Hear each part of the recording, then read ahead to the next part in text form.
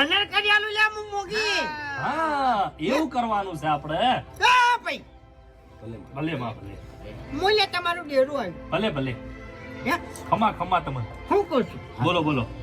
એ ભૂપતજી અલ્યા આ ભૂવા આટલી ગાડી મારી રજા નથી લીધી. હે? આ નેરો કાકરી જતા લઈ ગયો ઘરમાં આવીને.